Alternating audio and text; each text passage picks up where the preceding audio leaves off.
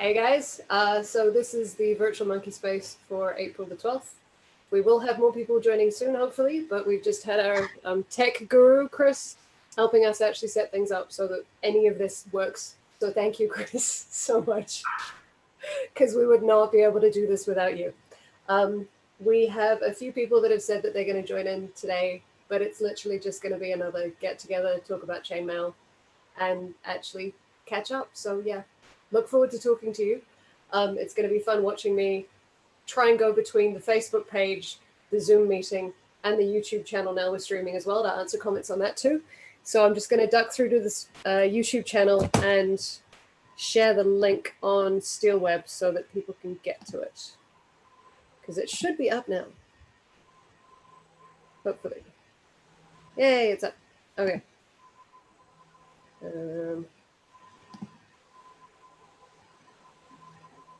Is that the one with my password? This is the one with, this is the actual YouTube stream. All right. It said that it timed out on my side, so. The stream did? Okay. You check and see. Yeah, You'll know if it's live. It says it's actually live. Okay, cool. It says it's live and it's me, but I paused it as soon as I got there so that we wouldn't have to deal with me talking over the top of me. It says it's live now. All right, so, roll with it. Hey, it's working. Oh my God. Okay, cool. Share. Facebook. This must be fascinating, by the way. If you're just starting this video, gotta be fascinating.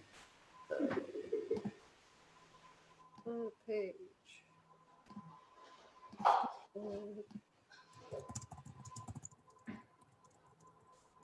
Well, we'll do something entertaining while we're waiting. I'll join the Zoom meeting from my phone.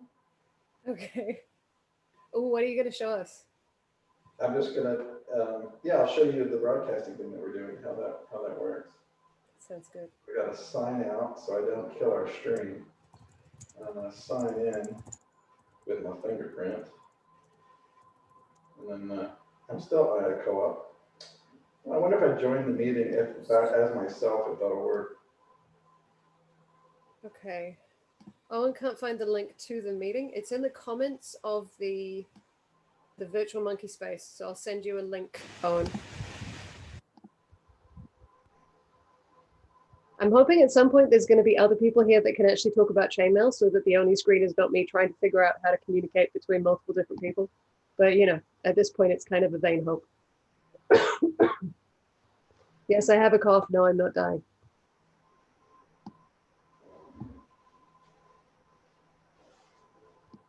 Ooh.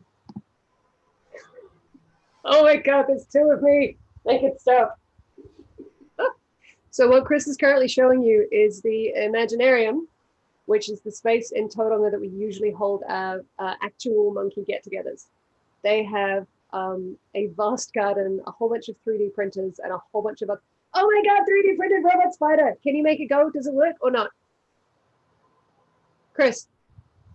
I got the device out. Yeah, Is it running or not? It's not running right now. We lost a leg. Somebody stepped on it, ripped it on the floor, so we have to fix that, reattach it over here.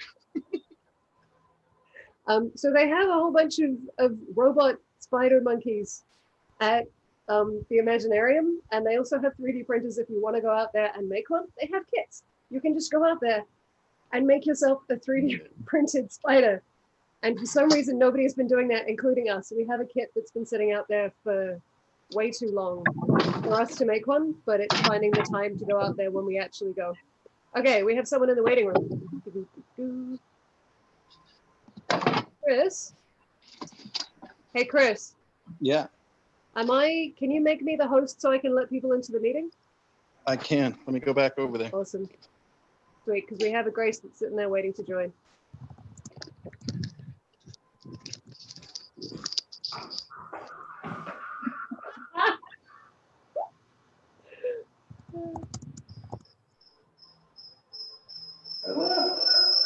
Oh! Noisy. Okay.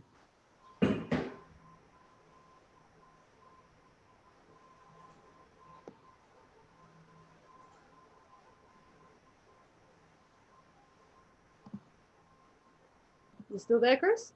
I am. I'm making you the host. I've just lost audio. And we have multiple people and I'm a host, so I can let people in. Right. We have Blue, who should be joining at some point soon. Oh my God, it kept everyone else's nicknames. Hi, Blue. We will have to make someone give you a nickname at some point. And we have Grace and Owen are now coming in as well. Hey, Grace, the mother of dragons. Owen, can you please give Blue a nickname? Dragon Pain. Mute, mute, mute, mute, mute. Hang on, Owen, we don't have audio for you yet. Grace, can you say something so we know your audio is working? Hello. Hello. Your audio is working. Hello. Blue is muted, but I can see his face. I will unmute Blue. Someone else, either Blue will have to rename himself, or the host is going to, Hannah, you're going to have to do it. I can rename him. I just want you to think of the name. You're the one that named everyone last time. I don't know. Hey, Blue. Oh! It works. Voila. Voila. Oh my God, he's gorgeous, Grace. Blue, can you see Grace's new friend? Yep, That's what she's been doing. Hang on, I'll see that's if I can. really cool. Yeah. How do I get one of those? Ask Grace very nicely. Or we can help you figure out, the tutorials for them are on the Ring Lord, and we have the right size rings, or if you want multicolored rings, we can get you the right size rings. I'll get someone to build it for me. Come. Oh my God, we get the puppy. I need his dimensions, Blue, please. Hey? I need his measurements. Okay, that's the girl. I'm sorry, I need her measurements. The last time we had a monkey space in Auckland, Blue was talking about bringing his puppy so that I could make her a nice new coat. She's so cute. It's full size. She's gorgeous. She's had a haircut. What do you reckon, Grace? Should we make her a little shirt that attaches to your dragon? The dragon that you're now apparently going to make blue? Sure. Then instead of having a Yorkie riding a dragon, we can have a dragon riding a Yorkie. All right. That Yes. works. Because, you know, insanity should be able to happen wherever. Oh, absolutely. Oh, she's not very convinced yet. Right, I am going to go and put another link to this in the comments because apparently it's not that easy to find. Please feel free to talk amongst yourselves. Hannah, So do I get Yep. full next? it's in the comments, but there's nothing telling you to look into the comments to find it. Yep, I will.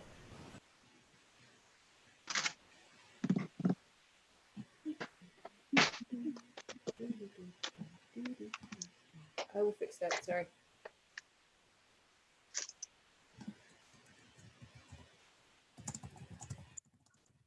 It's a little baby one. All right, my audio is being very strange. Dragon hacker. All right, so Chris, ooh, He's a little can baby. you guys still hear each other? Hello. All right. Owen, I'm going to come return your headphones because they're not working and they keep dropping my audio out. And I think you'll find them more useful than I will right now. Okay? Okay.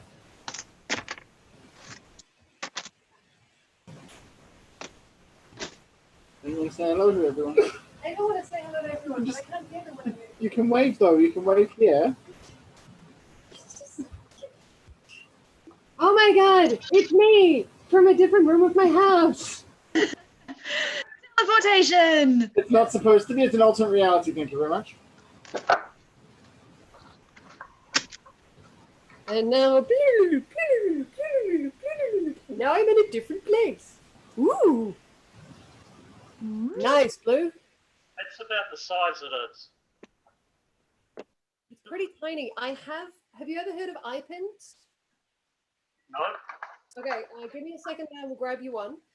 They're basically little bars of metal that have a loop on one side. You can make a loop on the other one, so we could make a connection that goes through it. and then you could add chain to it. Because it's a little bit too figured out. Sorry, Blue? I figured out that I can't make anything. Yeah. It drives me insane. But I can make groups of 6 and groups of 4. Fantastic. That's really good to know. That's all I can make. Well, it means that we can actually get you helping out with other projects. Like, you don't have to make the whole thing.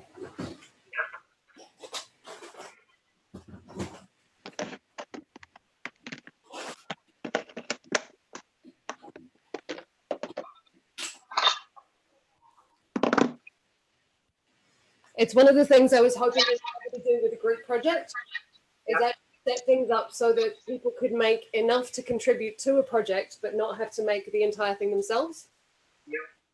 For context for other people, Blue has a tremor and sometimes has issues with hand mobility.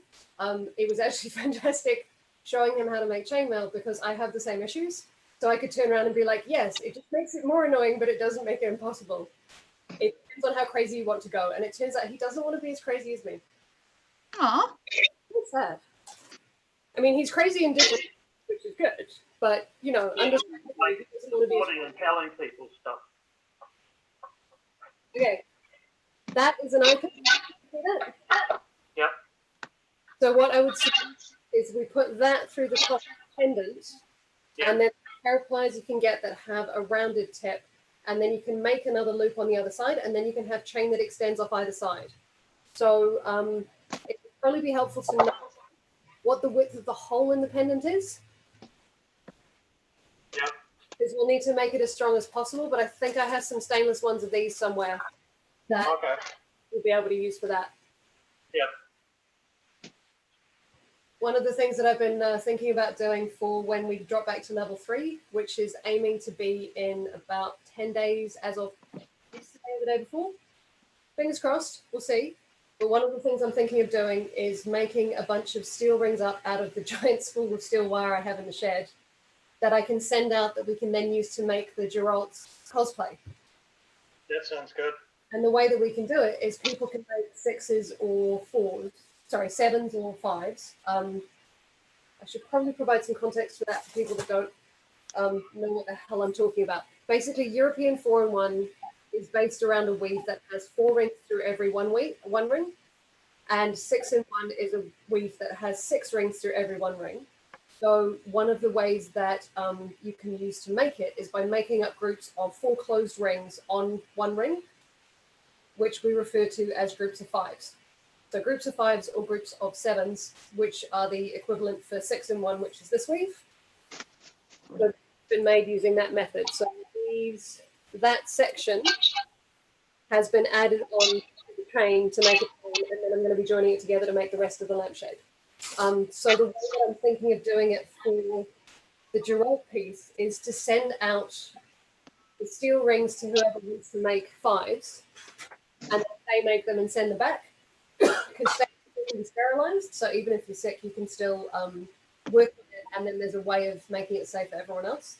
And it means that you can, the hand cut rings, you don't have to get as fine a closure as you do for saw cut. So even if you're starting out, it's still like it's an approximation, and it's a way of getting the muscle memory out without having to commit to doing an entirely huge, giant project of your own.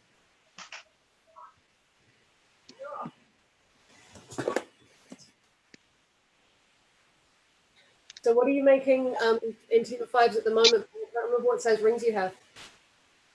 You me. Yeah, The ones that came in that packet. the ones you did in the car. Yeah, that one. Yep, those are 8 mil. Cool. Yeah.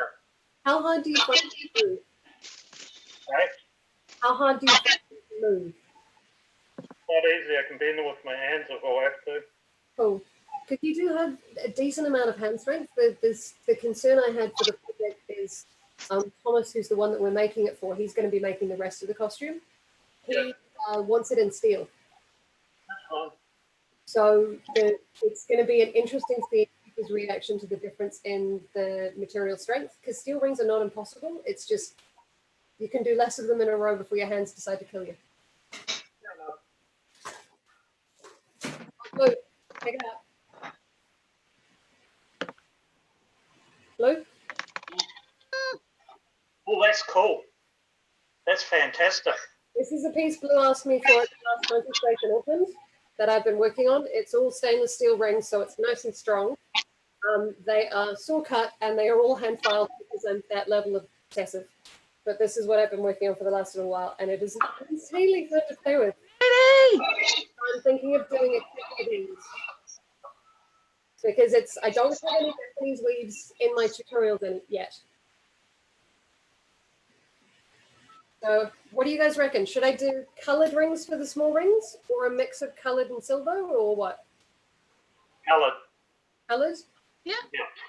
Because the silver rings I can get myself. I can't anodize them yet, so I buy in a lot of my stock. So it's going to change the price, but it does make it look a hell of a lot cooler. Oh, oh my God, we have a Scott.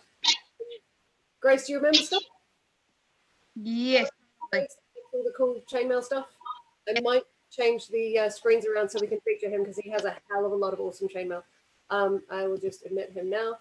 Blue Scott I met through a steampunk event in Thames. Steampunk the Thames, who came past the store with his girlfriend. Yeah. And they started coming to the virtual monkey space in Tauranga, and I think he laughed his ass off at me the first time he came through because I immediately lost my mind over all the shiny things he'd made. And you fell over. Hi, Scott. Howdy. Are we getting a screen? Or are you avoiding screen? Just got All good. Take your time. I just been hooking you up, so I want you to know it.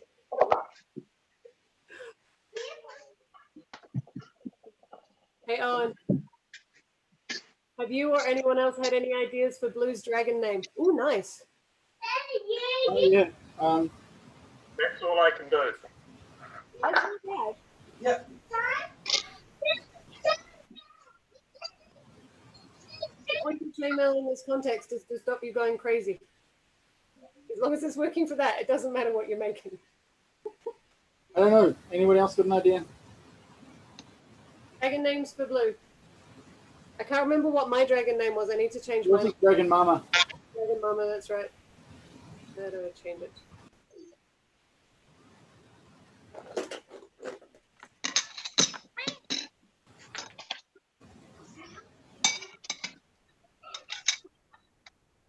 I like the idea,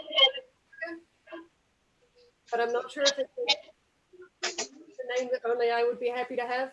I like the idea of dragons trembling at Blue's approach. I don't care. It doesn't worry me. You get so much crap given up when you've grown up, it doesn't matter anymore. Yeah. You know, you get to hear all the bath jokes about, you know, Blue in a bath. Must be like a bubble bath or something.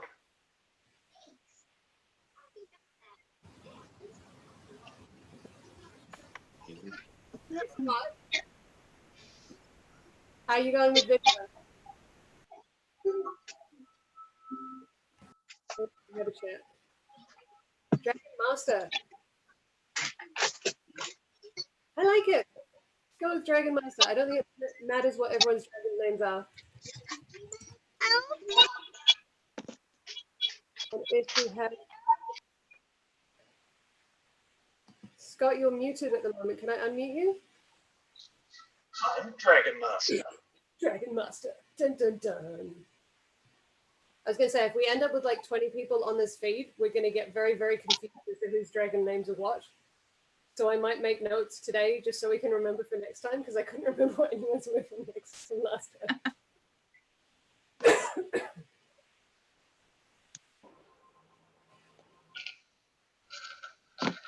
Just for context, Scott has several children at his house, so his feed might be slightly louder than ours.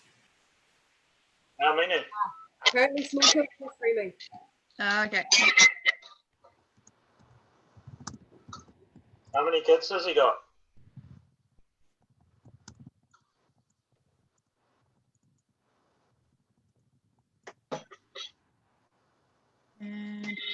Whoa. Full house then.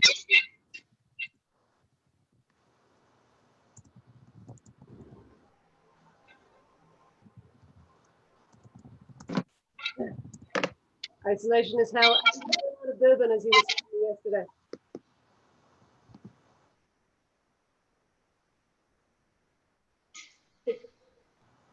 All right, I've now managed to finish updating Facebook so they know the link to the meetings in the comments.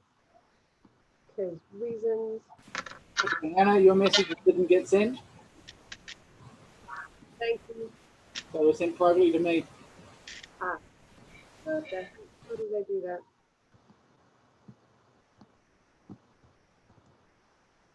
Don't know if you can tell, but I'm good at this. Hey, Hannah, Yeah? if I'm going to make up these 5 or 7s and 7s of 4s and 4s of 6s and Yeah. whatever numbers they are, where am I going to get some good pliers from? We have a range of them. What have you got at the moment?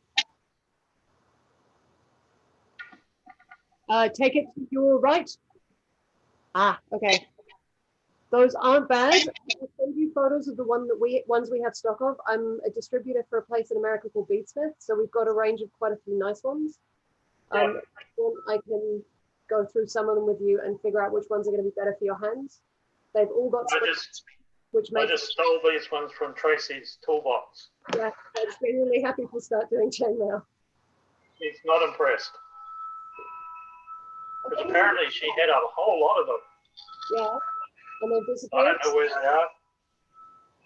I seem to have a knack when I'm weaving of actually making chainmail, putting my pliers down, not moving anywhere, and reaching my hand down to where I just put my pliers and not being able to find them. I don't know how I do it. It's kind of like magic.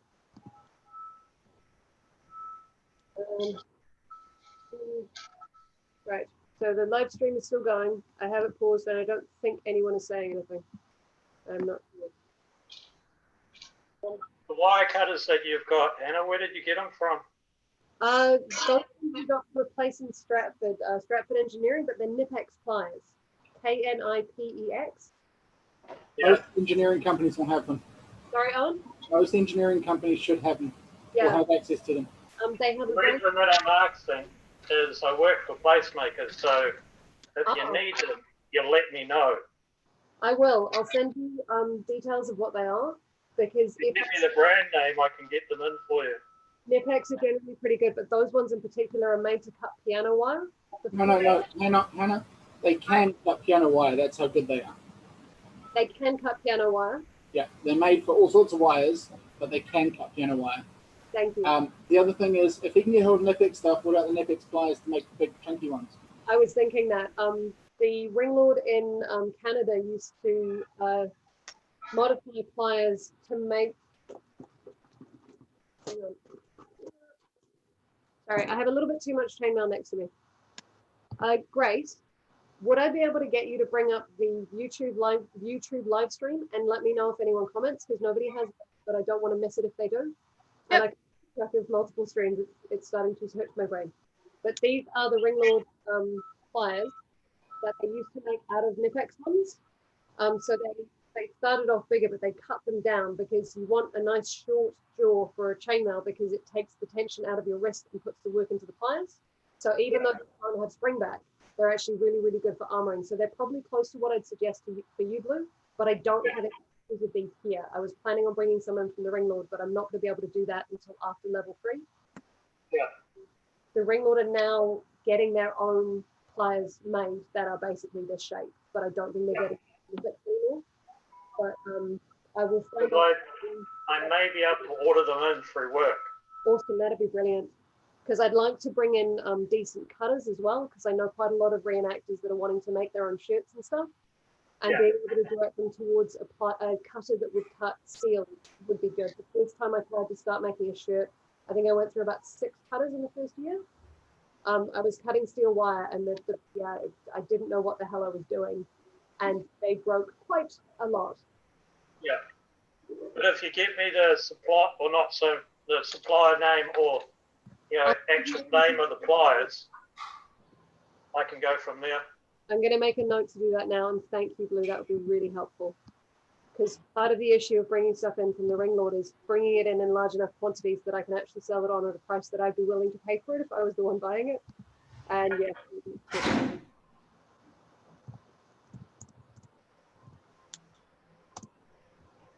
the little blonde kid up to? Hello. How you doing? Is the sound still on your end? I think he's probably just watching the stream. That's one of Chris's kids. He was making. I don't know if Say again. I don't know if I need to own this one. Because you're standing in front of the camera.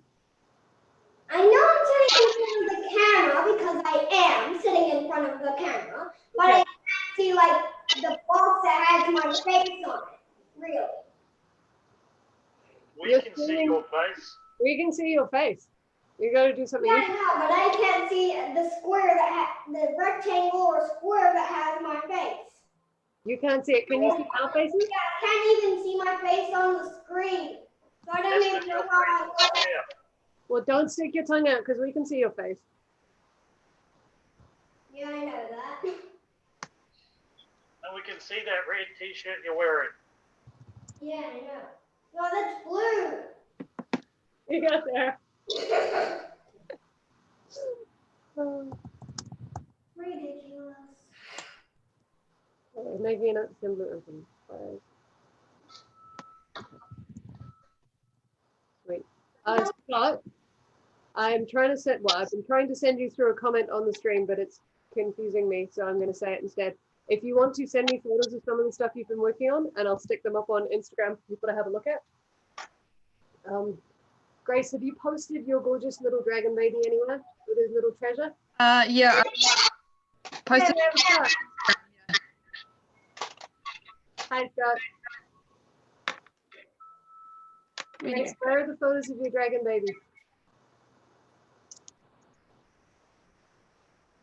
Yeah, but I want photos so I can put them on Instagram because he's so damn cute. Need a castle for it, Grace. Yeah. There you go. It's baby. I love the treasure. Oh, Scott's showing some photos of stuff now too. Can you see his screen or do you want me to make it bigger? Yeah, I can see it. Ah, hang on. Now we're on a break. Then we go to Scott. Okay. I'm gonna check it back onto speaker view till I can figure out how to stop it shifting to whoever's talking.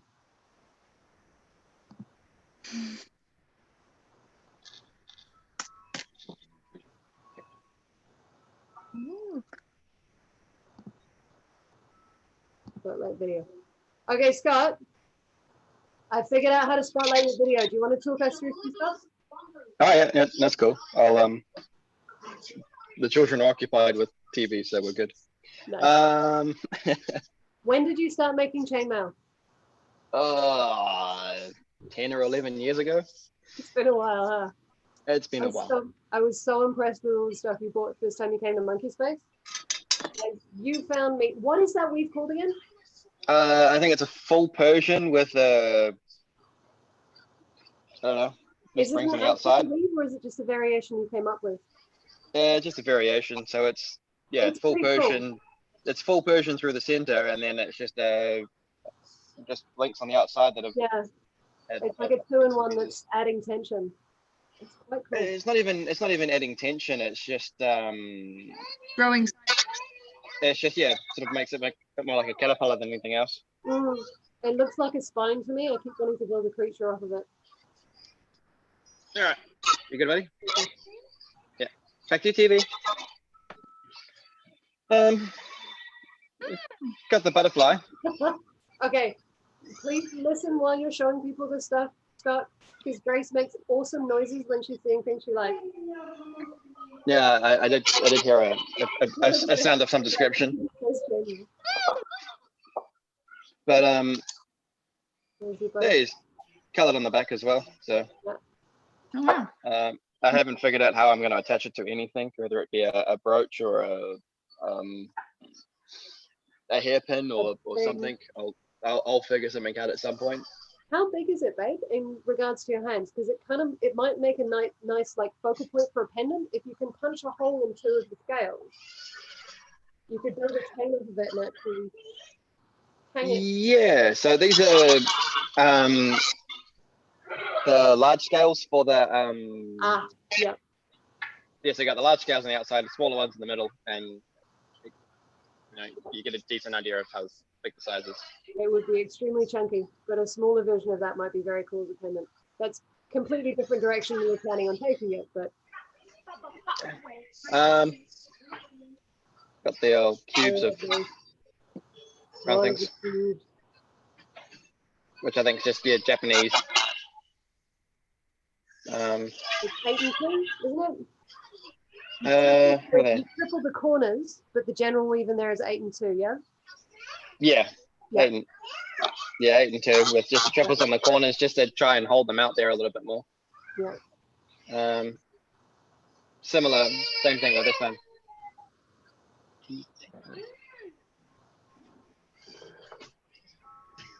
Awesome. And then yeah, just again, I think it's 5 and 2 for the 5 little and 2. ball. That's the one with the bead in the middle, yeah? That's with the bead in the middle, and then the one with the marble in it is 8 and 2 again. That is so cool. I'm doing up kits for those. Can you show what they do when you squish them start? Oh yeah, they sort of actually a fidget. There's just enough space that the chainmail moves around the marble. yeah, the facial expression is correct. So, yeah, and then if you have 2 or more, you get the old moving around your hand. Nice. It's always quite exciting. But then you get down to a smaller one. The easy one. I think, hold on. Okay. 10-cent coin for reference. That is a massive coin.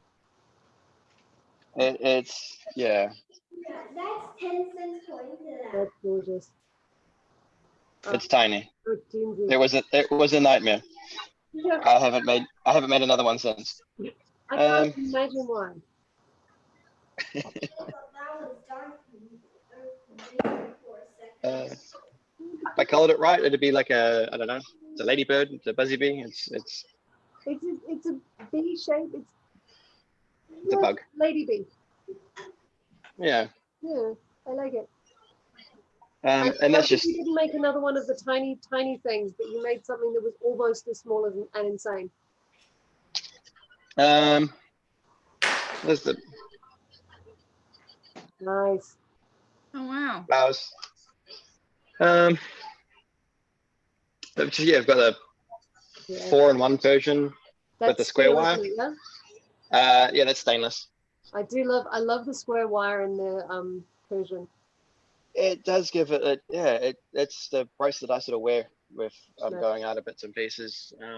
It's quite a nice We've sort of got a rugged industrial look. chain that's in square wire as well that comes up really nicely. I love the kind of difference it makes to the texture of the weave. Yeah, well, if you put it beside a Okay. round ring, and it's Mm, it's quite a different look. yep. So you could even make a matching pair as male and female. Yeah. Lots of edges and the other ones. I've done a few family sets of chainmail where I've done the guys. Mario is a friend of Owen's, and he ended up making him a birthday bob chain for a watch of his, like a wallet/bob chain, in a 16 gauge Byzantine, and then we did matching cuffs for his wife and their 2 sons when they got married in like a 5mm Byzantine. So all the family got different. They got the same weave, so they're all family, but they all have slight variations, and it works quite nicely. That'd be quite cool. Just a plain Japanese flower that's Yeah. as a I pendant. always love that weave because the Japanese name for chainmail is hanugasari. Is basically flower chain. Yeah. So that one in particular seems to sum it up for me. What's that weave?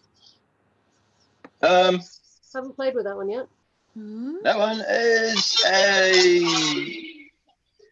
Byzantine variation, Yeah. I guess. You're reminding me a little bit of Owen, because I always ask him what weaves are, and he's like, I don't know, I just put the rings together in a way that looks right. It's very annoying in an awesome way, because he can come up with weaves, and I always try and find what they are and how they connect. Nice. So yeah, I'm trying to find the first one I made. It's got it's the 3-in-1 Persian linked together like the dragon bodies is the sort of the wrist cuff, Mm-hmm. and I've got large scales that go over the fingers that overlap. Nice. Um, Very keen but on yeah, this seeing is photos of that if you find it. I'm looking for it. It's Yeah. somewhere. In the house somewhere, like everything else. Pretty much. Yeah. But yeah, it's just with the rubber EDM rings. Hmm. It's all the black. Just Bloody yeah. clever, I like that. makes it comfortable. You've got like there's no real restriction on movement. Yep. So What has you worn that for? Have you worn it out stuff yet? my other one I used to wear when I was playing my guitar at Mm-hmm. gigs. Oh wow. Cool. It didn't hinder your movement or anything, so you could Brilliant. play around and do all sorts of bits and pieces. Because I've made some pieces that seemed pretty comfortable when I started trying to wear them, but then after like an hour or 2 hours, you notice them more. Yeah, well that's where the rubber on them. Yeah, seems like a pretty good solution to just not feeling it at all. It's brilliant. Yeah, and then you don't have to worry about a clasp, or if you want to make it fit a smaller hand or a bigger hand, it just stretches. Nice. So, That's why I like it. That's why you like it? Yeah. Okay, Blue has a habit of coming along to Virtual Monkey Spaces and then having a list of stuff by the end of the day that he wants one of. So do you want to take them down for me, Blue, and send me a list and I'll pass it on? I've got a blue one. I've got a blue one. Yeah, but do you have a costing for it yet? I have no idea. I've made these probably 8 years ago and have just been floating around. I will help you figure out a costing at some point if Blue decides he has to have one. Oh, that's All right. good. That made up. Sorry, Blue? That's a little. I'm curious about the square ring. The square rings? Yeah, I didn't think there was a square ring. Yeah. It's a the Ring Lord makes quite a few rings now with square rings or square wire, and they're made the same as the round rings. They're just lined up next to each other. Okay. I've looked at starting to bring them in, but there's so many different wire sizes and ring sizes that I could start with that I kind of haven't yet. But one of the things I've been doing during lockdown is looking through the stock that I have and seeing what I can sell on. So if you want to get some square wire, then we can look at what we've got and what we can bring in as well. Sorry, who's that extra noise coming from? The background noise? Okay, I think that must have been Scott's kids. Sorry, Scott.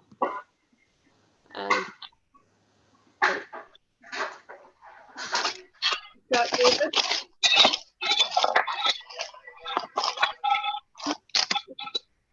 All right, I think Scott has his headphones on, so he can hear us even if we can't hear him. So I'm going to leave him off until it's safer and he has more stuff to show us. We've had a really nice little look through his stuff at this point. Thank you for tuning in and showing us the stuff he's making. Very cool. But there's more. You have more Chainmaille more, really? Let us know when the kids have calmed down again and we can go through the next lot. I think it's just me shuffling through. I've got my box of crap next to me. I'm just sort of shuffling through. It might be why it's sort of a bit loud. That's all good. These things are cool. Ooh. Whoa. Where'd you get those from? Ring Lord, maybe? Or Are they plastic? Are they? Yeah, they're the plastic ones. They just They just clip together. clip together. That's Like, cool. How do I get to see Chris's line? Sorry, Chris's. Sorry, are you watching Scott's one? Is that working for you, Blue? I can't. All I can see is Dragon Hacker, Dragon Breeder, you, and me. You can't see Scott's one at all? No. Are you watching on a phone? Yeah. Hannah, Yep. I've shortened my screen down. There is a push arrow to the side where I can flip between who's there. There you go. Blue, try. Got it? And we're streaming the feed as well. So if you want to go back and look at some of the stuff we were talking about, if you didn't get to see it before, Okay. yeah, So it'll stuff be in the on the plastic, YouTube channel as well. the stuff in the plastic container is That's all the Scott's stuff stuff. you're talking Some about. of the stuff he's been making. Yeah. Okay. Got it. Yeah, it's just all sorts of It's a bits and box pieces. that is when you're a chain mailer, which just has the stuff you've made in it. Are there pieces in there that you're wanting to finish but you haven't, or? It's more like like a little keychain or an earring, or there'll be a pair of them. What is that one? No, it's not. Somewhere there it is. Yeah, so there's a pair of Ah, Nice. things. Quite nice. And I do try and stay with like a sterling silver earring hook, because Yep. everybody's all a little bit Everyone, Rah I about react to everything. yeah. So the only stuff I get in is 3 or 4 grade stainless. Yeah. But yeah, some of the reactions I've seen to earring hooks are really bad. Um, Oh, that's little cool. That's good. yeah, you link them onto your before, when you used to be able to hook things onto your phone. Yeah, Is how long I've been making this shit for. that was a fun thing. You can put those on. I've made a couple of whirly birds. Yeah, I love whirly birds. Yeah, different colors. We've got a couple of earrings using that pattern, but I hadn't thought of doing keychains in them yet. Yeah, Having the people to put the rings together and then other ones to buy them. yeah. Nice. Just little, it's just little trinkets and tidbits, and I like the little Mobius connectors you use. yeah, no, they're a bit of fun. That's pretty much what that is. Yeah. I found I was talking to Chris's kids this week about what chainmail they could start learning, and I started them with a Mobius because it's a good way of. It's a nice little base project. It's hard to mess up, and it's easy to get tutorials, and you can open and close the rings with your fingers sometimes. Mm. But you can. There's another weave that is a. It was just, I'd seen it was a Mobius knot chain. That's not the name of it. It's forever chain or something. And it's got quite a small aspect ratio, but it's basically that just slightly tighter. And I'm now obsessing a little bit about how exactly it works and how I can make it. How can you use it for something? Oh yeah. It look quite nice and tight. Yeah, this is sort of. What was the first thing that you made? The first weave you ever learned? I think it was a little bit of just a European, just to get the hang of it, and then I went sort of all out and made. I think that was my first biggest sort of project. You went straight to the Japanese weaves. I went into this. I found this. I was like, that's quite cool. And then not long after that, I made a couple of dragons that are out there. And then just. And then you just went from there. I figured it's an interesting. I'm gonna switch. I might switch to Grace and ask her now, because it's an interesting starting point. What your starting point into chainmail is and why you decided to get into it in the first place. Yeah. But I find that a lot of people tend to come into it by European foreign one, but I'm always curious to see where they go next. So that's nice. Yeah, so I went into the Japanese and then up into the some of the Persian stuff and just oddball. I think I started with full Persian, was one of the first Persian weaves I learned.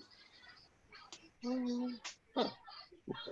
behave quite differently to the European ones and the ways they move. And getting them started. Sorry, say again? And getting them started. Yes.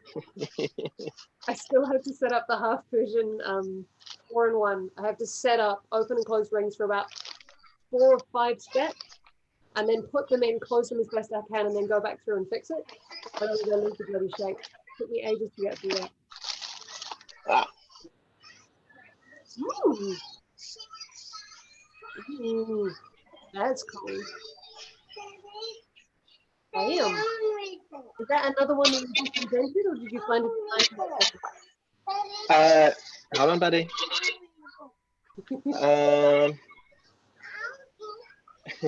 They can hear you, buddy. It's pretty much those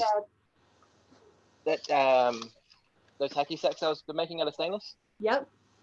Same sort of start, and from there it sort of got halfway, bent them out and put the So scales it's in. something you decided to make because you can. Yeah. I love those. So something a little bit interesting. Very cool, huh? I haven't really got anything else really new to show, or everything else is sort of much of a muchness. It's okay. It's the first time we've got your chainmail on screen, so I'm really enjoying being able to share it. Thank you. So good. Yeah, no, the rest of it's just supplies and Yep, rings. crap. Stuff that is not things yet. I do love those. Lou, did you get to see those before, the big plastic ones? I figured that after you sorted your feed. Yeah. Can you show how those? That's massive. Yep. And you can do it with your hands because they're plastic and they've got. Can you show the little hooky bit? Stop. No, just levitate your phone.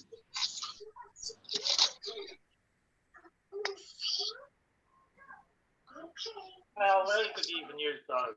Uh-huh. So they might be an option for people that don't feel like using fly. Because it's chunky as hell. Yeah, but in a good way.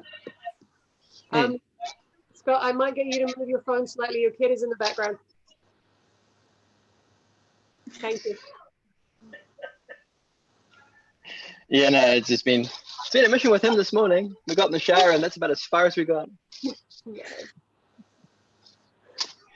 I'm surprised you don't have him running laps around the house to burn energy off. Oh, he's been doing that, and then we put cartoons on the TV, and he sort of just stops. Nice. Yep. What's that silver thing on the right of the flower? That's a bag. Yep. Yeah, just a little bag of Little pouch thing. pouch. I make some like that, but in 16 gauge. That looks like an 18 gauge ring. Yeah. Probably. It's just a finer version of some of the ones that I've got. Yeah. But yeah, that was just figuring out how to pull in reductions. But it's not too pretty. Yeah, but you weren't making it for public consumption at the time, so. No, it was more of a what can I do? What can I do and how does it work? I've seen quite a few people online who get obsessed with closures and stuff. Oh, we have a newbie. And just bring them in, and I might shift back to speaker view so everyone can see everyone else, except they're not going to be able to now because there's too many people. Hey, Lou. I'm going to refer to everyone as the names they come up as until they introduce themselves and decide who they want to be known as. And then we can choose some dragon names if they want me.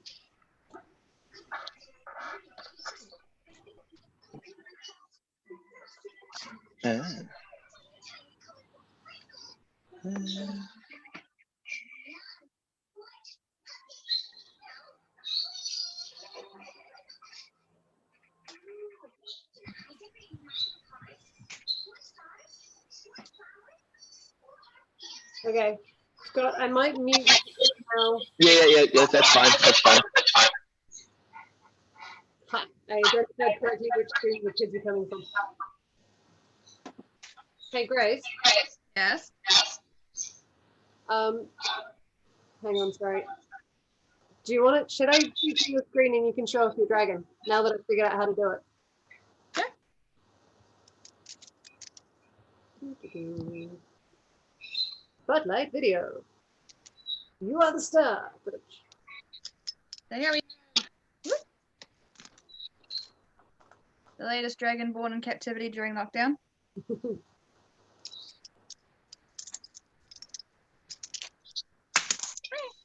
Gorgeous.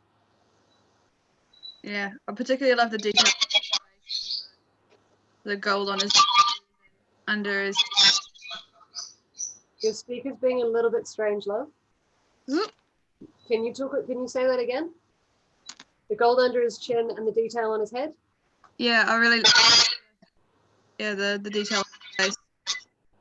Nice. He's gorgeous. Gotta be said. Yeah.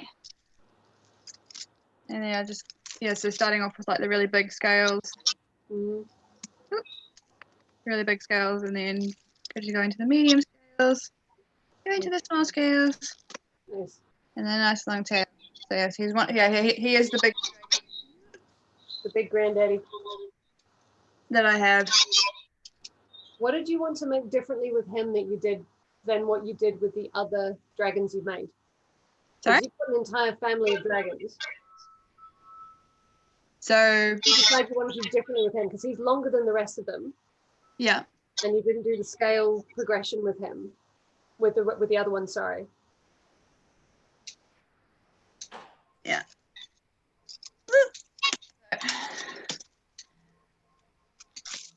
Yeah, it's just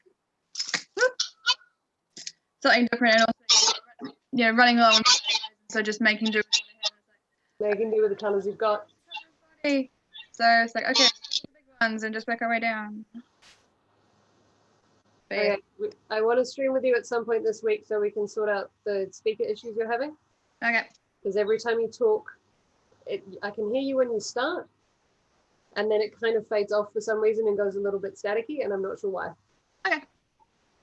But considering the fact that you have a sound desk at your house that you were using to do your Zumba streaming, I think we should, like, you're the only person that I can imagine talking to at this point that might have the faculties to fix the streaming issues. Yeah. How did the Zoom stream go? The Zumba stream go, sorry? Yeah. How many people did you get in? Like, what about 10 or 11 people? Nice. Are you going to do more, or are you just... Yeah, hoping to do more. Even after level 4. After level 3 comes back in. After level 3 comes back in, I'm still, the gyms are still closed. Yeah. It's a good option for people to have access to. Yeah. And it means that people that want to support you that aren't in Auckland can actually still come to your classes, which I quite like.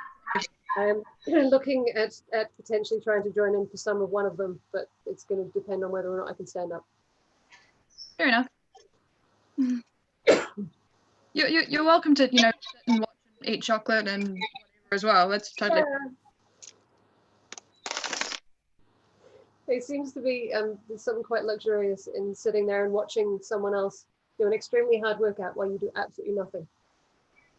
Yeah. Good work. They're good. Not bad. Yeah. And Grace's. But what was the first thing that you made in Chainmaille? Why did you get into it? I got into it of me reenacting. There's a Viking group who prided themselves in making all of their own kit, tunics, shoes, shields, swords, everything. The only thing they did make by hand was the chainmail shirt. Nice. They're telling me, don't make the chainmail shirt, don't make the chainmail shirt. Not unless you want to go crazy? So Dad took me down to the hardware store. We bought a little coil of wire and a rod and hand coiled it, and my dad hates me for this. I watched one video, grabbed 2 pairs of pliers and started making chainmail. Okay, I'm just going to say that again because you're dropping in and out. Okay. You watched one YouTube channel, one YouTube tutorial, grabbed a pair of pliers and started making? Yeah, that doesn't sound like you at all. That's the same way that I started making my chainmail. I got introduced to a tutorial by a friend online, and then I went to the hardware store and I started turning rings on my knitting needles. And it wasn't until I finished one of the first pieces that I made for someone that I realized it probably shouldn't be galvanized, because people tend not to like it when stuff makes their skin go black. Fair Yeah, point. that was 10 or so years ago. I've come a little way since then. Yeah. Now the first project I think I did was it was in galvanized. It was for I was making a chainmail shirt for a teddy bear. Nice. It's a very heavy shirt for a teddy bear. Do you still have Baldric in your house? I do. Okay, is he within reach? Or you can go grab him if you want. I will take the screen focus off you so that it's not quite as confronting. That's right. Use your Jedi mind powers. Ta-da!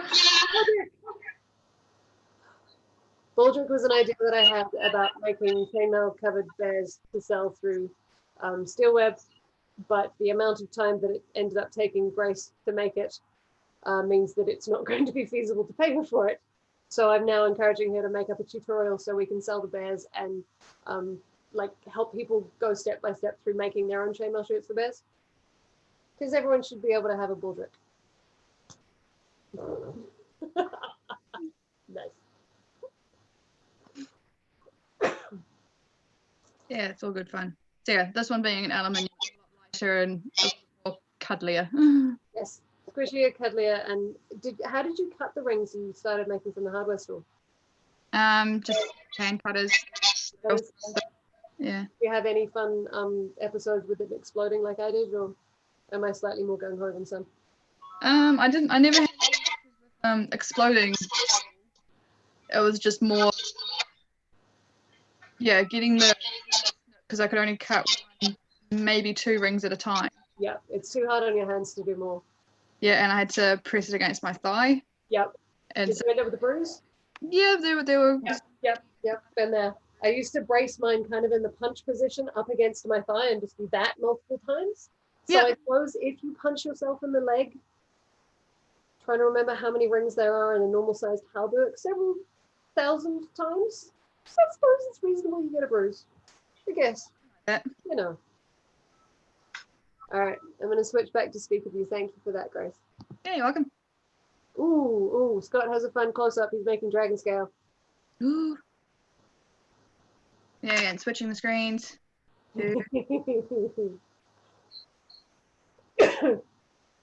Sorry to those on YouTube that can't switch between screens like I can. I'm happy for you to join the Zoom meeting, but not have your screen showing if you want to, and then kind of only drop in if you want to be able to see things so that you can see all the screens. I'm just trying to find a way of people being able to see this later on in some way, and also for them not to have to show themselves on camera if they don't want to, because I prefer not to. That's gorgeous, Scott. Cool. So we can change to gallery view. Yeah. Aha.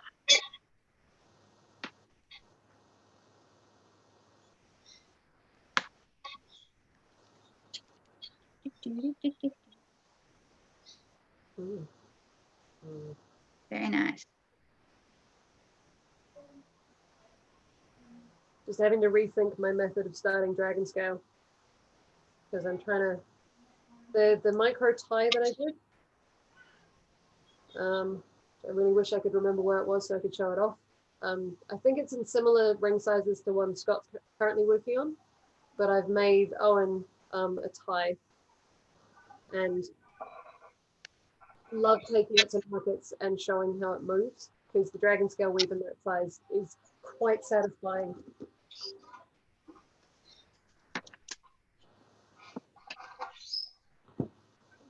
I'm going to make sure that we don't have anyone else waiting to get in.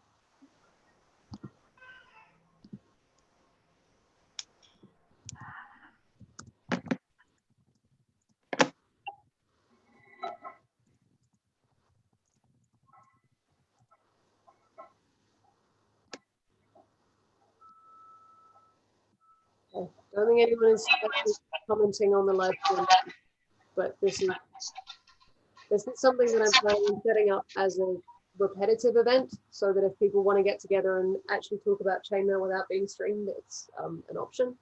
We did one last week, which we recorded, which I'm contemplating putting up, but I also can't remember what I said. One of the reasons I like live streaming these, so I stopped second guessing whether or not I should be showing people what I'm talking about. Yeah, we had Eden and Grace come in, and Shona streamed in from Hamilton and showed us some of the painting she was doing. Yeah, it was cool. Trying to set these up so that yeah, they're a way of people getting together and talking about creative stuff. It's good.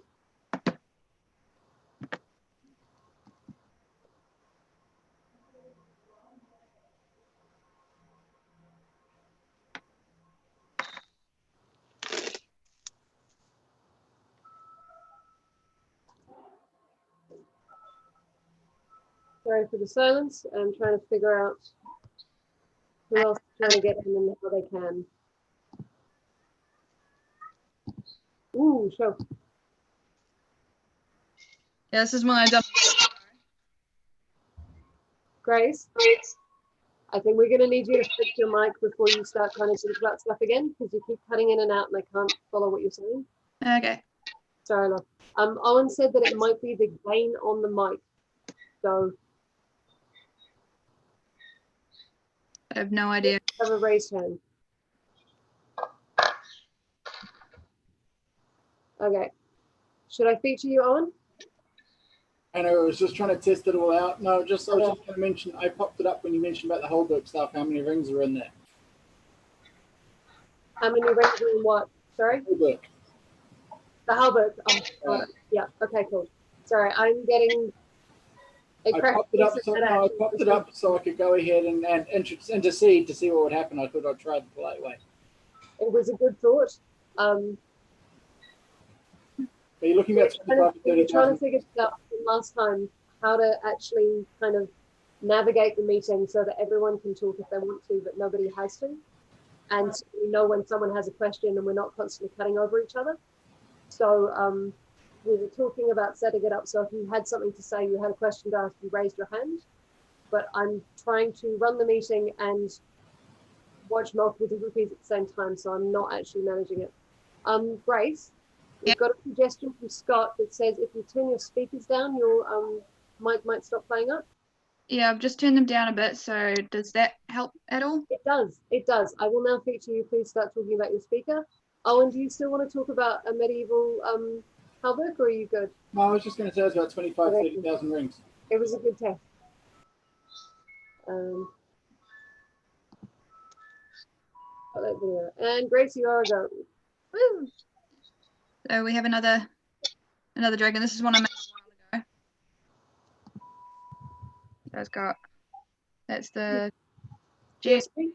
Yeah. It's a 3-row GSG. Yeah. And it's just got some nice shaggy scales. Mm. So bothering it's how to do the tail. So I've had the body and what I decided to do is so we've got see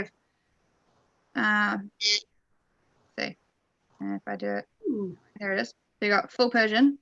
Yeah. It's only 3/4 of it. Oh, it's a 3/4 Persian. Yeah. The photo that I put up on the on my Instagram of the Tui cap thing. Yeah. That's the weave that they use to capture discs and stuff. The Ringlord have got a whole bunch of tutorials and stuff. There are disc tags that I use that I wrap and sell as jewelry. That's how they capture them. Yeah. Yeah, I've done a couple of those as well. So yeah, the idea I had doing the 3/4, and then on the open side putting like the small scales down the back. So I was carry on. I'll be interested to see how they stand up coming off of that weave. That'll be cool. Yeah, I'm not sure. He doesn't. Yeah. Doesn't. Oh. I don't know. I kind of like the head angle. That's really cool. He looks quite zen. Hmm. I like the way he sits. Except, okay, zen but drunk, maybe. Yeah, there's just Yeah, kind of. Not sure if you can. Nope. No. I tried.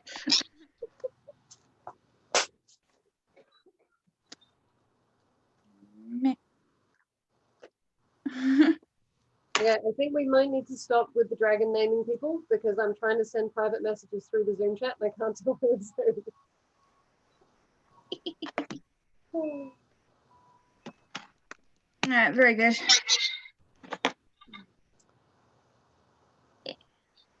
So yeah, working on another dragon tail, and I do somewhere. Here it is.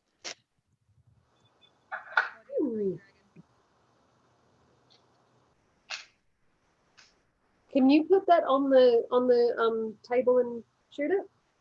I can't really see the weave with the light behind it. That's cool. Put my head in the way. Cool. So that's going to be your next dragon. Yeah, so that's going to be another green one. Yeah. All the dragons.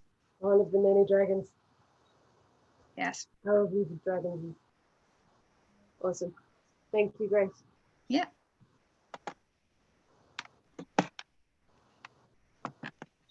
Very good. So it's easier starting with the tail, Grace. Say again, Blue? Is it easier starting with the tail of the dragon? Yeah, I usually start with the body. Start with the body of it first, and yeah, that way I know how long. Okay. Yeah. Because the tail ends up being about 1.5 times the length of the body, yeah? Roundabouts. Yeah. It'd be a good way of keeping track of how many rings you need. You'll have enough by the time you finish. Yeah. You thinking of branching into dragons now, Blue? No, I'm just curious.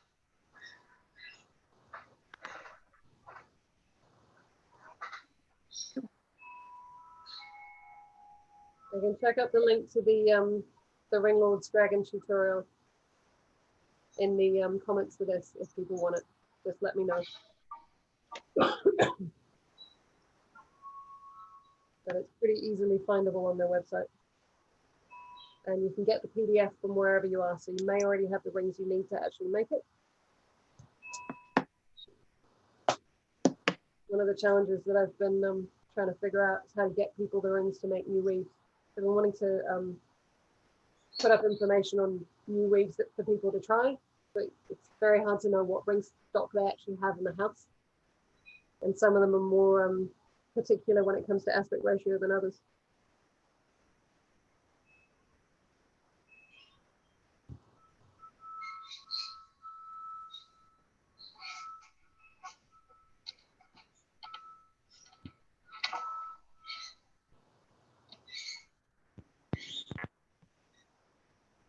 Okay, I'm just going to step out for a second. I will be back.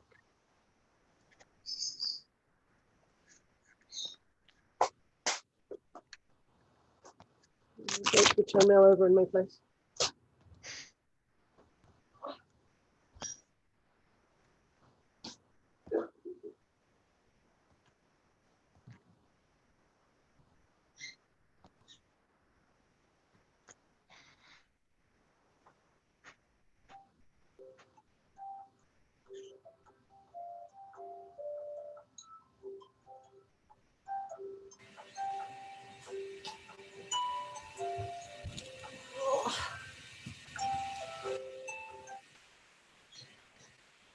Right, I'm back. I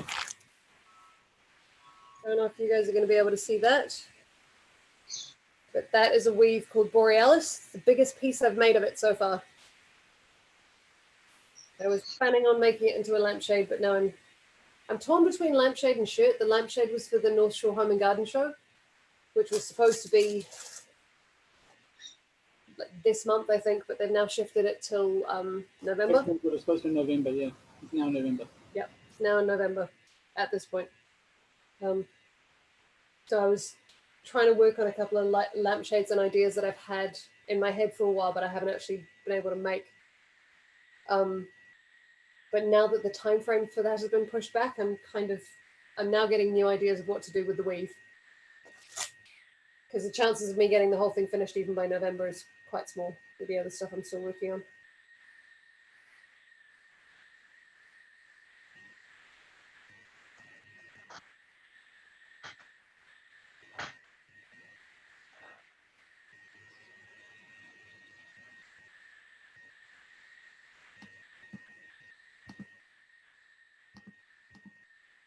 I find when I'm doing chainmail, a lot of the time I will sit there and have something playing in the background.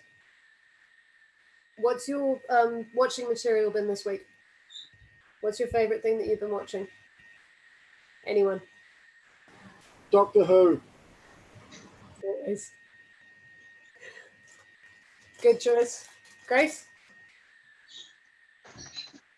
You got a favorite? Yeah, I've just been going through some of the Disney Plus Nice. stuff. It's been good fun. Yeah. I'm trying to figure out where to start off the Star Wars animated series in that. Oh yeah, Clone I Wars. watched some of it with Owen that I want to rewatch, and then I need to keep some of it so I can watch it with Owen and not watch it with Adam. So I need to figure out where I'm up to so I know where to start. They've got some good stuff on there. Nice. I found out a couple of days back that I don't know if it's appropriate to have like a dream material or dream watching material for a lockdown, but Russell Howard, that does Good News out of the UK, he's got a YouTube show now, and he's the Good News show that he's been doing for years. He's fantastic when it comes to spotlighting people that are doing things that are awesome just because they're awesome. Okay. Yeah, like he actually did an interview with one of my favorite comedians, Jess Tom, also known as the Tourette's Warrior, which is one of the funniest things I've ever seen in my life. She's brilliant and incredibly funny, and so is he. But like, if I had dream lockdown viewing footage, Russell Howard's Good News was it. It was one of the first things that I turned on when I realized I was going to be stuck somewhere for a while, and I needed something to laugh at. So he started doing a YouTube channel. One of the first guests he's had on it was Greg Davies, who's doing Taskmaster in the UK. Okay. You get famous people in and set them tasks, and now he's just setting tasks, like do something creative with a pair of pants. Yeah. It's very much like British humor. It seems to be getting me through at the moment. But I think the one that won that challenge, they put the pants on a basketball and then threw it over their house and got a dunk. Yeah. They videoed that and sent it to him. There we go. We're getting footage on Russell Howard's Good News for anyone that wants it. Thank you, Chris. He is incredibly funny. Can be quite crass. There's a fair amount of backlogs of his TV shows and stuff on YouTube. Chris, you're still sharing. Are you wanting to play it, hon?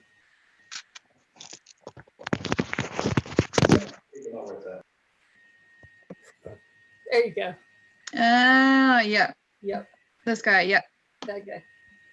Thank you, Chris. This political correctness one is awesome. Is which one? Political correctness. Yes. I like the interview that he does with Jess Tom. I think it's Good News. He does a whole series of interviews with different people, and I cannot remember any of their names, which is horrible, but yeah, there's some really, really good stuff on there. My brain is being incredibly cooperative.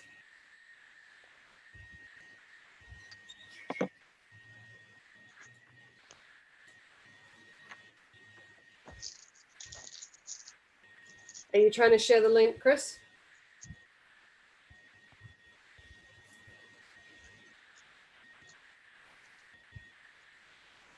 Cool. Chris, you're still sharing your screen. Could you turn that off? Thank you.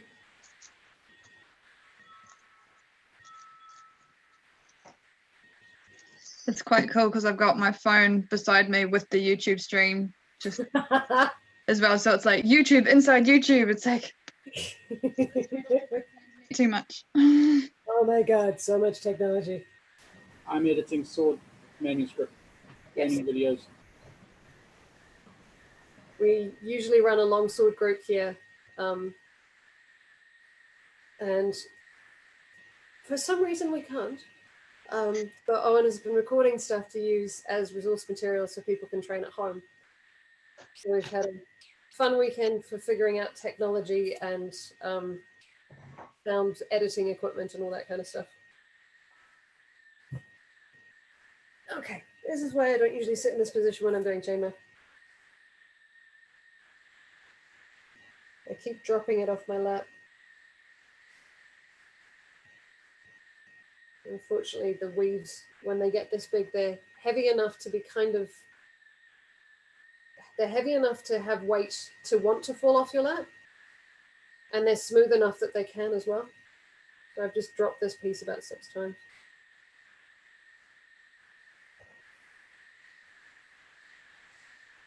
I got an old wheel rim yesterday. Yeah? Where did And you get that off? got it from a mate's place. I just had to get the tire off it. Nice. And then I put it on the deck last night, lit a fire in it, and we had marshmallows. Nice. Oof. I wondered what your fire pit was made of. Little cookies. Eh? Say again, sorry? Marshmallows with little cookies. Nice. You live quite far out of town, don't you, Blue?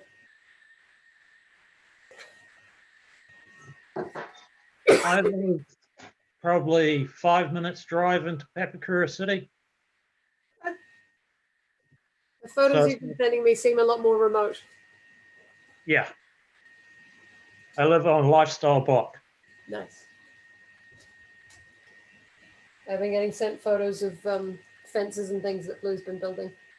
It's quite cool.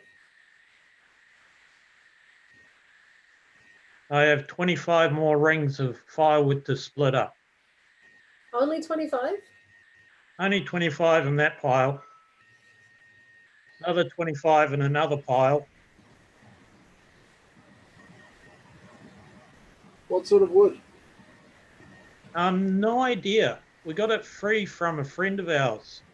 He just gave us the address and said, go and pick up as much as you want. Yeah.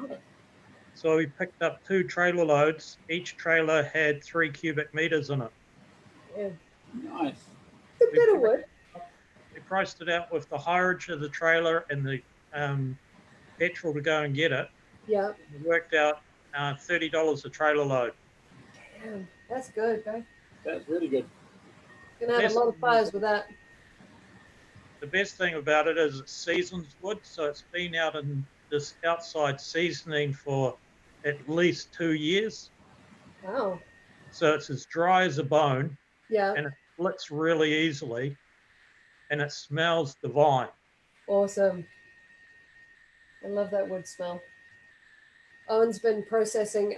January, we had a plum tree on the new property we moved into in December. Yep. In January, it decided to fall over.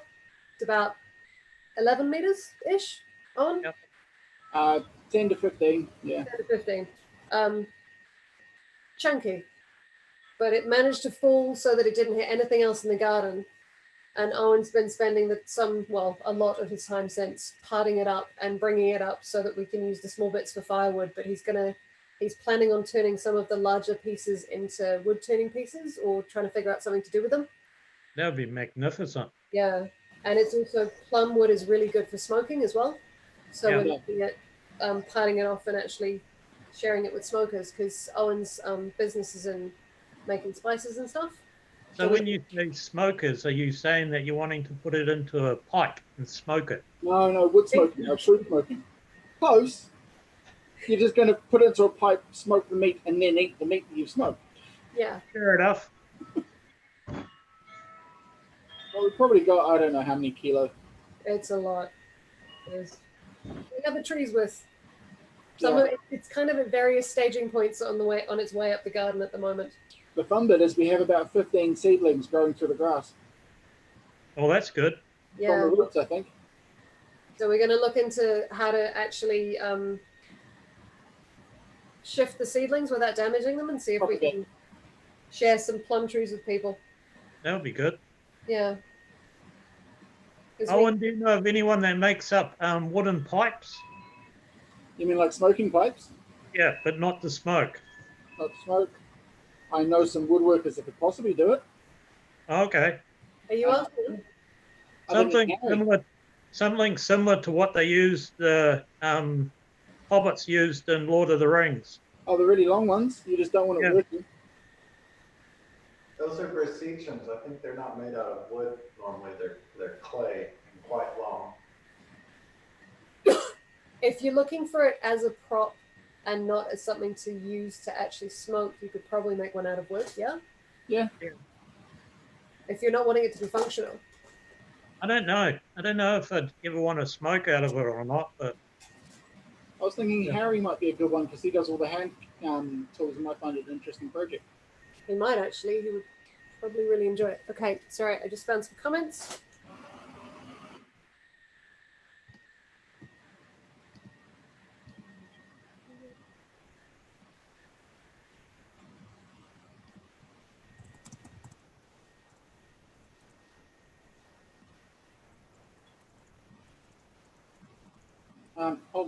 So Blue, I'll hit up Harry and see if it's something he might be interested in. I'm trying to think where else does woodworking type stuff. Hell, I'd give it a go, but it would take me a while before I can get onto it. That'd be fine. We've got plenty of time. Yeah. It's that sort of thing I want to try and get into. So I'm sort of trying to work and sort of the woodshed out so I can actually get into and work on things. Owen's granddad does a lot of wood turning. He's made some really, really beautiful stuff. I did a whole bunch of photos of it when I first met Owen and we still lived in Taranaki. Yeah. So we've been getting some advice on him on how to preserve the plum wood. And it's getting the garage here set up so that Owen can get into it because we have some of Bill's collection of wood. So Owen can turn it into things now because he's been doing a clear out. So we ended up with a lot of the wood, except now we have to get past the wood or through the wood to be able to get to the machines to do the turning. I chopped up a gum this week. Oh, yeah? Yeah. It'd fallen over in November last year. It was still green as. Mm. Solid as. Is that on your property or someone else's? Neighbour's property. Nice. Yeah, so they'll give me a little bit of wood for next year. Nice. Just a bit. But I think we'll just go out to the place where we went before the lockdown. It's much easier. It's already cut up and it's ready to go. Yeah, I reckon. Yeah. It's going to be a good resource to have, I think. Mm-hmm.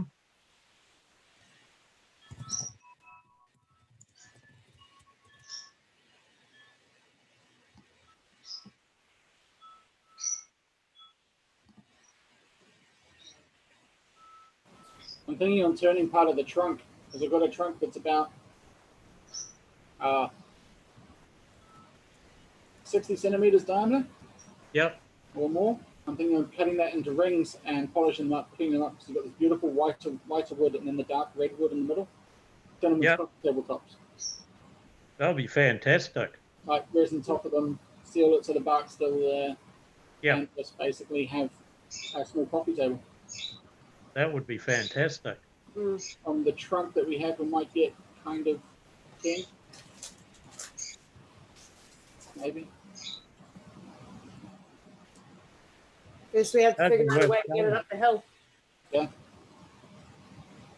Yeah, I've got a system to do that. I just need to set it up and dig the stakes in the ground too. And have additional leverage. The easiest way I find to get my trees up the hill now is I have a big dry-con bag and I just load it into that, put a strap over my shoulder and drag it up the hill. Right. I don't have anything else. Wheelbarrow's too hard. Yep. But that bag works out really well. I'm thinking on wrapping ropes because it's just the big log. It's the big trunk.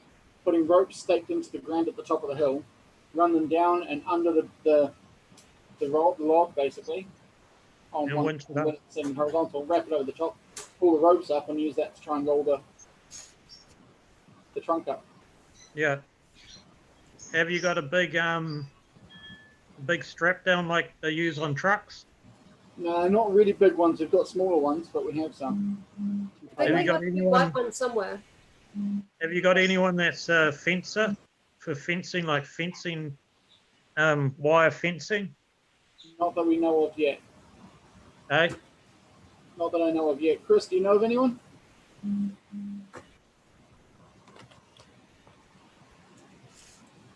Chris is talking, can't hear. There we go. Sorry, speak up again. What we're looking for? Do you know anyone who does fencing, like farm fencing? I live in a farming community, so I can ask the people. Yeah. Near me. I'll send an email out. Thanks, Chris. Where are you located? Thanks for that. the reason I say that is you can get strainers that you use to tighten up your wire, All right, yeah. and it works the same system as a Tie-on ratchet. but it's better because it's connected to chain. Yep. And it's a lot stronger. Okay. We use them on the farm to do fencing, but we also use them on the farm to pull out the difficult calves out of cows. Right. Right, yeah. Because you just could not get them out. Yeah. Yeah, so I've got a set here if you need it. Okay, cool. Thanks. I've still got to cut up the last. Father made.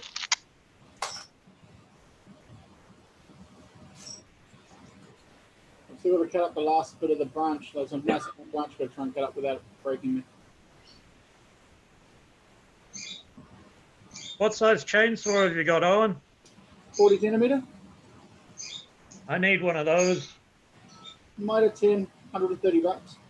Yeah. I got a little still one, but it hasn't got big enough teeth on it. Right. Needs chunkier. I've been able to do most of it. The trunk was a bit hard. I had to come from about 3 different directions to get through it safely. Yeah. But that's what I noticed with the gum. I couldn't get the last 1.5 meters done properly. Yeah. Yeah. Yeah. There was a start. It was something to learn to do. I'd used one before a couple of times, but then thought, right, I need to get this done. Let's take it slowly. Yep. I've got to go down and finish more of it soon. And I got an electric one, so I can, if it does fly out, the power cuts. Yeah. Like it's popping out quite easily, which is I feel quite happy about. Well, that's good. Yeah. So we'll get there. We all do. Well, then we get through eventually. Been making pesto like crazy as well. We have a freezer full of pesto now because we got some basil from Chris a little while ago. I think Grace approves. We got some basil from Chris a little while ago. We have some from our garden. And Owen's been working pretty hard on growing things in the garden for a while now. So we've had corn, we just dug up a whole bunch of kumara, Yep. which is amazing. That was pre-existing on the property before we got here. We have choco. Yep, the choco's going insane. Any of you guys eaten choco before? No. I found out about it at the last property because we had some growing over the fence. But it's basically, I can't remember where it comes from, but it's a plant where all of it is edible. Argentina or something like that. Hmm. It's American. It's from the Americas. It's a vine. Looks like grape. Grows fruit that looks like spiky pear. And everything's edible. The leaves you can eat. The stems you can eat. The roots you can eat. The fruit you can eat. Yeah. And it grows like a weed. Like once you get it, it just goes nuts. And it will grow these fruit all through, best way through winter or heading into winter. You just cut the spikes off, slice them up, and it has the texture of almost like potato to pear. Mm. We had quite a few of them in stews last year, and the texture is actually quite nice. Really nice in a curry. You find it quite often in curries. We've been talking about using the leaf to make domos as well. Am I saying that right? I'm not, am I? Clematis. Clematis, thank you. Stuffed vine leaves. Yeah.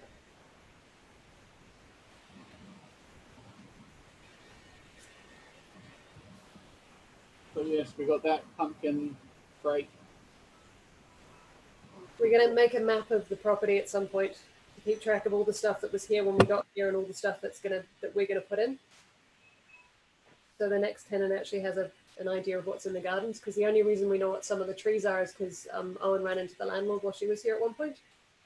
So most of the trees on our property are fruit trees, but some of them are so big it's going to be impossible to get any fruit out of them. Like the pear tree we have up the back, we can't actually reap most of the branches to get the pears out. Yeah. It's a shame that a lot of people with properties now don't grow fruit trees. Mm. It's a shame that they just only grow other trees rather than actual trees that can give you stuff. That's what we're doing at the front. Like I ripped out some of these swamp plants that have been falling over because they've just been growing like a weed. And they were in the wrong place. They were falling over, and ripped them out, planted pineapple sage in the front. We've got rosemary, lemongrass, Vietnamese mint, 3 different beds of mint. And the landlord, when I talked to her, was very much about growing fruit trees. Like she lived here in this property as well. She was very much about the fruit trees and the plants. So we're kind of turning it into a garden of plenty based on Chris's idea. Oh, and I can't raise my hand to you, so I'm just going to interrupt. Just Yep. had a comment from Scott. Do we want a team of children to climb the trees and pick them? I have a feeling it would kill your kids, Scott. We'd need to be able to harness them. The pear tree's taller than the plum was, and the plum was about, what, 10 to 15 meters? Yeah. So we're quite glad that it fell over before we went through with that plan, because we were considering sending children up there to try and pick the plums beforehand. And thankfully it fell down before we tried it, because, yeah, turns out it's not as strong as we thought it was. But thanks for the offer. Maybe at some point. Yeah.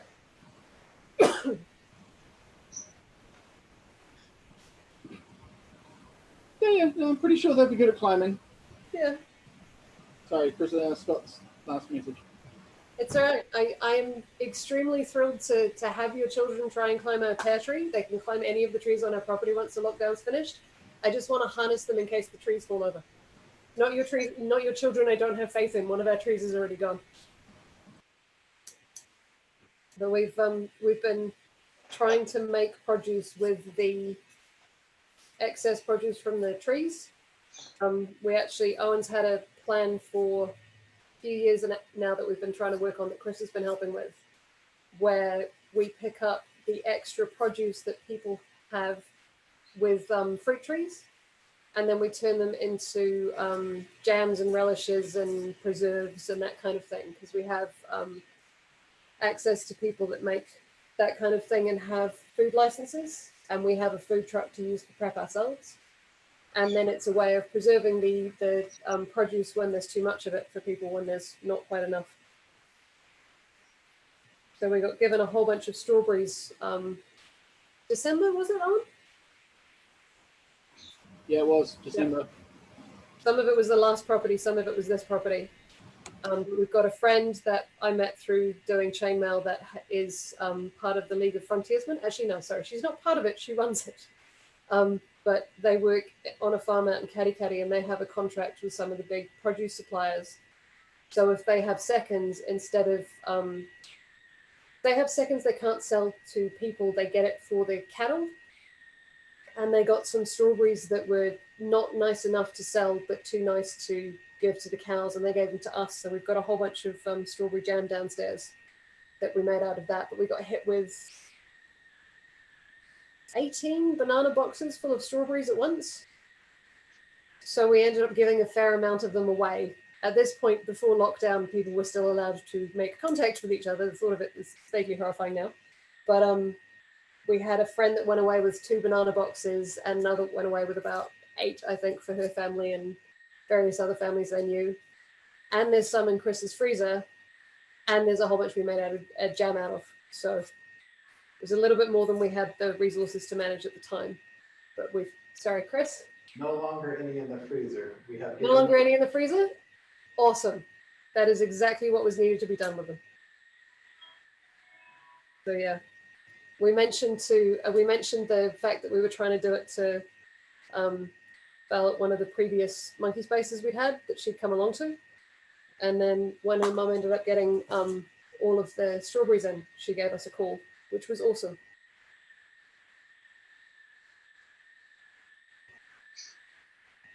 Possible talking point. Ooh, okay, we've just had a suggestion come in from someone that's going to be joining the chat at some point, but it isn't in yet. Does anyone have any videos they'd like me to make on any aspect of chainmail? I've been talking to Sarah about making videos on aspect ratio and different weaves and stuff to get people more interested in chainmail so that they can figure out what they want to make next. But yeah, does anyone have any ideas of stuff they'd want to hear me ramble about? Everything. I was going to say the silence is resounding.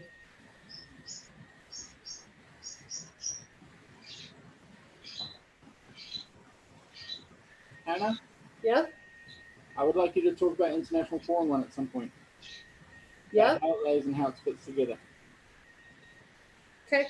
And how you build it on top of European 4-in-1? Yep. Because I know you've told me that many, many times. I've tried to look at it myself, but I still don't quite get how it seems to be 2 layers of 4-in-1 interlaced. Mm. One of the things I find interesting is, in my head, European 4-in-1, International 4-in-1, Alligator Back, and Dragon Back are all kind of interrelated, but they're variations on the same thing. It's like half Persian 4-in-1. Sorry, come on, brain. It's European 4-in-1 in a strip with half Persian 4-in-1 on each side. And then the difference between Alligator Back, Dragon Back, and International 4-in-1 is how you add the extra row through the center. Alligator Back is just the 3-in-1 on the sides without anything else added. And then Dragon Back, you add the extra ring in one way, and then International 4-in-1, you add the extra ring in a different way. So I'm thinking of doing like a video comparing all 3 of the weaves and how they actually work and how they interrelate. But I don't know if it's interesting to anyone but me. It sounds like a good idea. Cool. Thank you, Anne.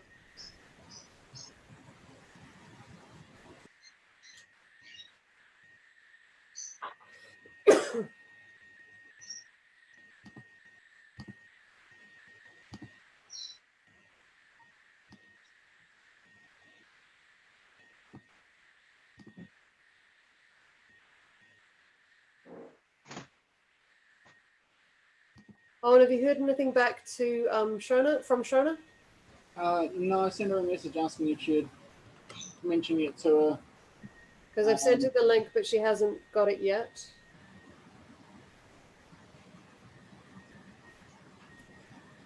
I got a thumbs up when I said it's on if you want to join. Nice. That was 209. I can't tell if anyone's watching the YouTube stream.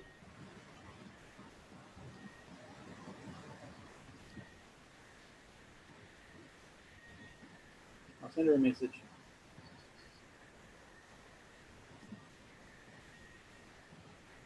I think what we should do at some point is Harpy's shirt would be great to showcase on this. It would be.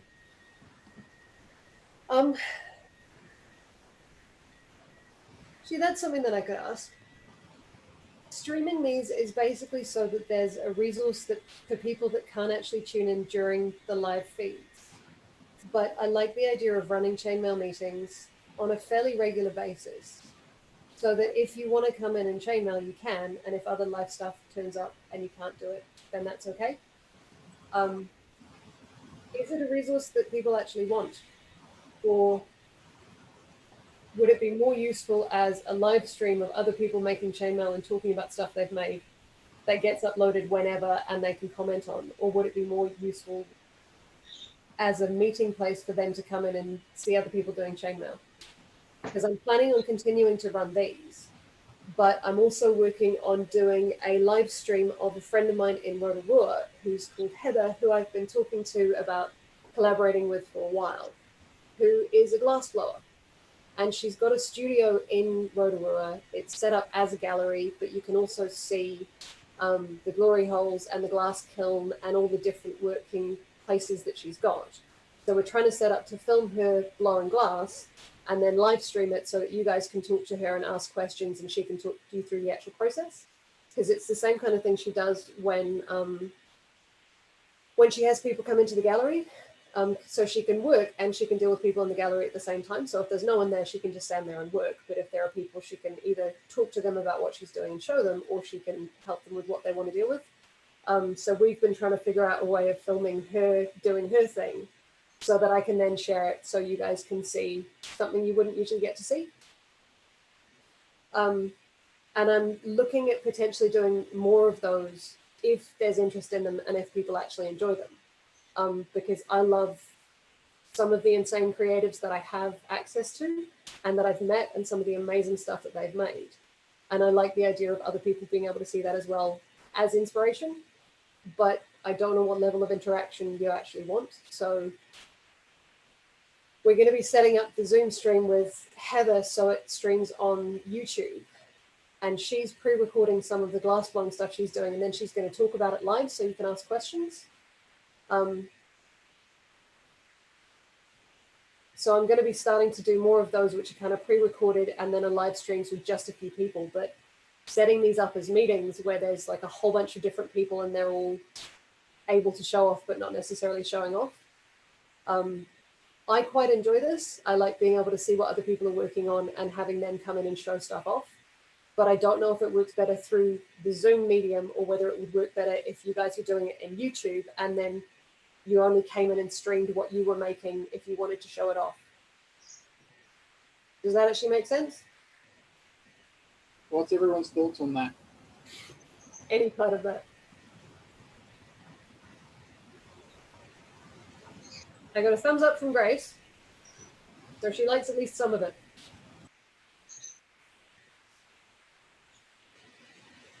Got a thumbs up from Blue. Very useful information. Thank you, sweetheart. I love the constructiveness we're getting from this. Carry on. I'm loving the constructiveness we're getting from this. Totally. Yeah. All of the input.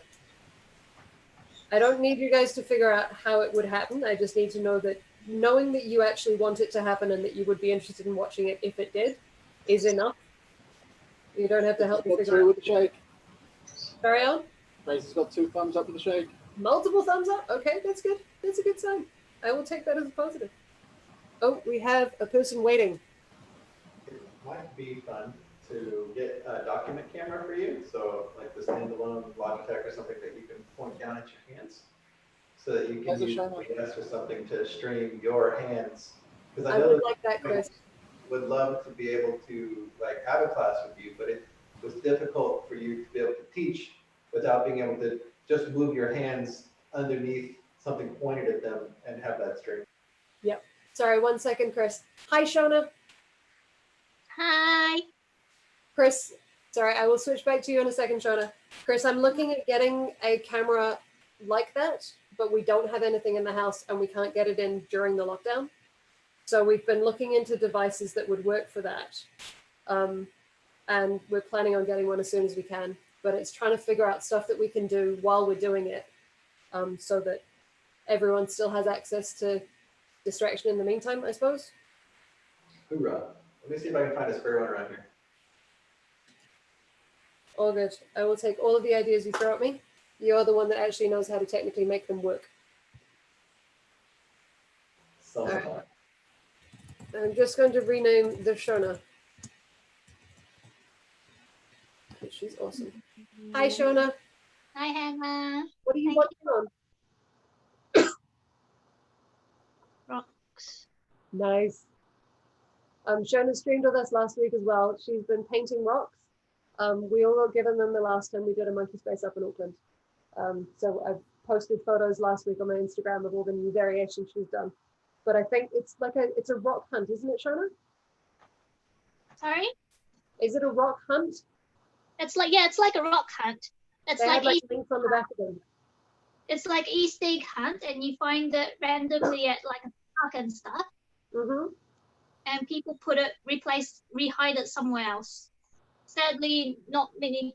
It's kind of no one's doing it during the lockdown because no one really wanted to touch a rock. which is Fair probably a good idea. Yeah. So Some people, last, yeah. so Some people, some people just take the photo. last time we had a monkey space in Auckland, we picked Shona up on the way. She's out in Hamilton, and we took her with us. And she brought up an entire thing of rocks she'd been painting to put out in various places, and she ended up giving them to people. So now we all have rocks that live at our houses, but they're not going to continue traveling. I am very happy with that. How's everyone? Can you I'm say good, that, Shona. Shona? How are you? I'm good. Good. You just got a double thumbs up from Grace. Okay. Lots of people are being silent. Yep. Can you flick through the screen, babe? What device are you watching this at? Because there's 7 of us on here at the moment, so a lot of people are kind of moving but not talking. Okay. Because we're streaming it on YouTube at the moment. Oh. Yeah. That's a lot of I people. wasn't sure if you knew because we didn't stream the last one. But we're Okay. live streaming this on YouTube. So if you want to see any of the chainmail and stuff, Scott was showing us through his chainmail before. Mm-hmm. So if you want to see that, then you can jump across to the YouTube feed and have a look later on. Mm-hmm. We've made some really cool stuff. Mm-hmm. If this goes on YouTube, should I be quiet? Because I'm not doing chainmail. You don't have to do chainmail. The virtual monkey space at the moment is kind of a virtual crafty meetup rather than a chainmail related one. So we're featuring chainmail because that's the majority of what we do and why we kind of started this.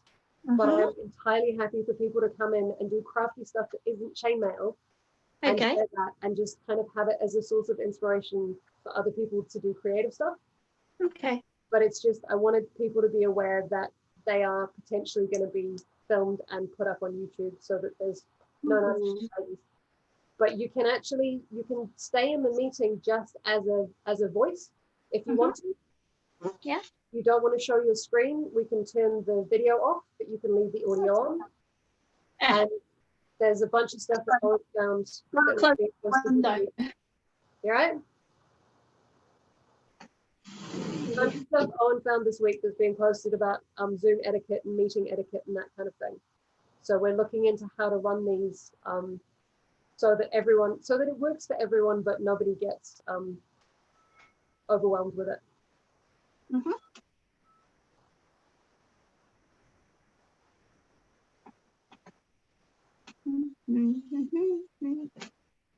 I'm wondering if I'm starting to do the virtual monkey space that's at 1 o'clock because we're supposed to be stopping this in about 15 minutes. And I'm wondering if we should stop the live stream of it, but let the meeting kind of continue for as long as people want it to happen. I've been looking at getting a Zoom, an actual paid Zoom account because I haven't got one at the moment because we don't really have the budget for it unless we're going to be using it a lot.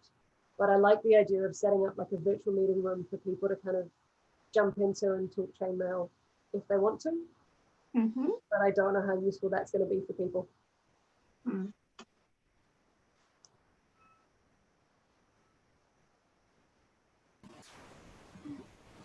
Ending the stream's probably not a bad idea. Yeah, because I figured we can always do more. When people have stuff to show off, if they have chainmail pieces they want to talk about, say, Harpy, you watch this later and you don't mind talking us through doing your shirt, then we can set up another Zoom meeting and record it and then upload it later on to kind of have as a live stream, if it's the kind of thing people would want to see. Because I love the idea of sharing some of the amazing stuff people have been making, but talking constantly for 3 hours in an entertaining and coherent fashion is slightly beyond me.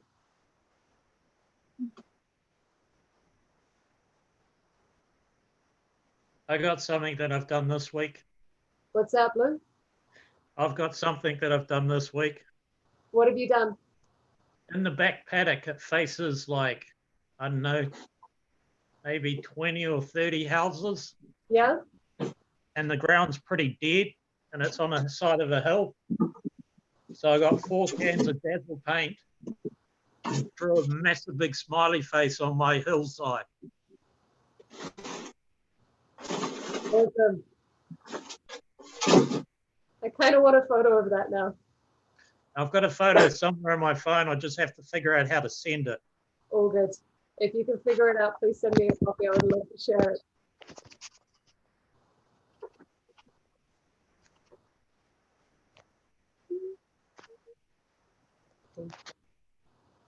Hey, Chris, since you're a tech savvy one, would you mind stopping the YouTube stream at 3? Is there a way of doing that without stopping the meeting, or do we have to stop the meeting as well? You totally can. I think you need to do it. Okay. Or you can make me the host and I can do it. I might make you the host again. Just let me know when you're going to stop it, and then I'll sign off or something. Okay, stop it.